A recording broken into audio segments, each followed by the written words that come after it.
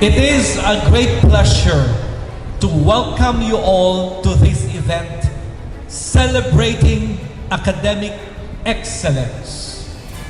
Today, we gather not just to recognize academic excellence, but to celebrate the dedication, perseverance, hard work, lagi ko naririnig yan, hard work, and your commitment to excellence. To our dear students, let us all remember that academic excellence is not just about grades. Lagi ko inuulit-ulit yan. It's not all about grades. It is about developing critical thinking, problem-solving skills, and a lifelong love of learning. These are the qualities that will empower you to make a positive impact on the world. I fervently pray and looking forward to your continued success, our dear graduates. Congratulations to everyone.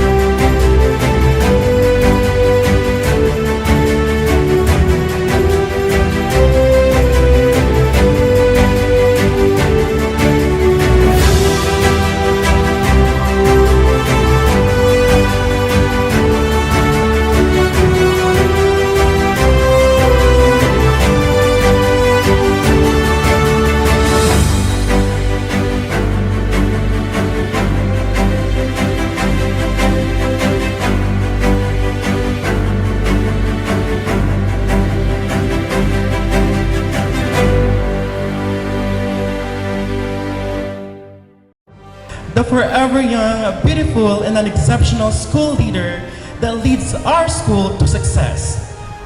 Let us all welcome our school president, Dr. Rosalina Sanuban Andaya. Thank you, sir. Good day, everyone. To our chairman of the board, Engineer Manny Andaya, the Vice President for Academic Affairs, Dr. Ramon Wu Jr., to the Vice President for Finance, Mr. Edgardo Calangian,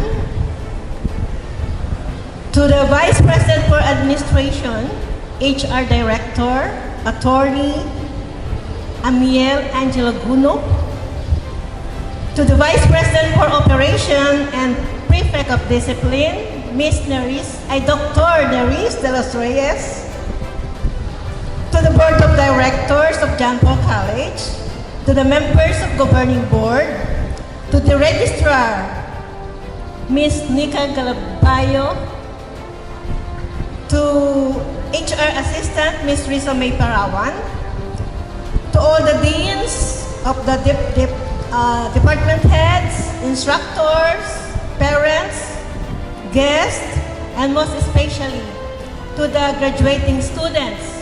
Good morning. Good morning, everyone. First of all, congratulations. Today, we are here not just to celebrate medals, honors, or certificates, but to celebrate your journey your sacrifices, and your growth. Our theme this year, Generation of Unity, Partners for the Next Philippines, is very timely. Because, let's be honest, the world we're in is not always easy. There are challenges everywhere, in school, at home, and even in our country. But the good news is, you are part of the generation that can change that. You see, unity doesn't always mean we all have to think the same or agree on everything. It simply means we choose to respect, to listen, to work together, and to care, even when it's hard. And that is what our country needs right now. People who will not just think for themselves, but think for others too. The new Philippines we're dreaming of,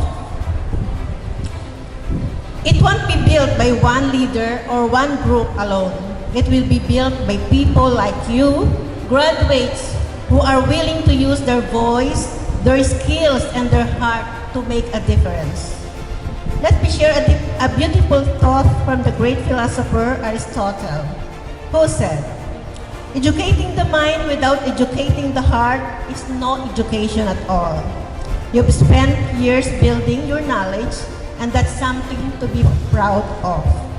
But as you move forward, remember that wisdom must always come with compassion. Use your education not just to succeed for yourself, but to serve others. That's how we truly create change. So as you step into the next chapter of your life, I hope you carry these simple reminders. Be kind, be honest, be brave, help when you can, speak up when it matters, and never forget where you came from, your family, your school, your community. Because at the end of the day, success is not just about reaching the top. It's about lifting others as you rise. Once again, congratulations. We are so proud of you and we believe in you. Thank you and may God bless your journey ahead. Thank you.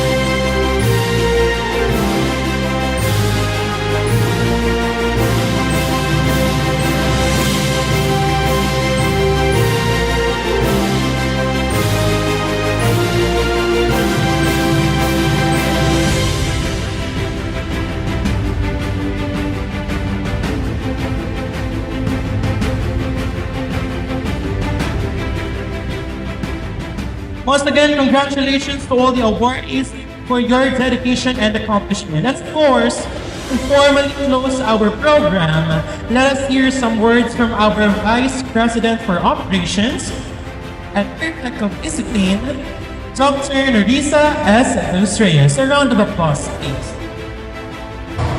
To the top management, thank you so much, Dr. Selina Andaya and the rest of the member of the governing board and the board of directors. Thank you so much for your unwavering support to the student graduating 2024-2025. kind. To the faculty and staff of different programs, deans, coordinators,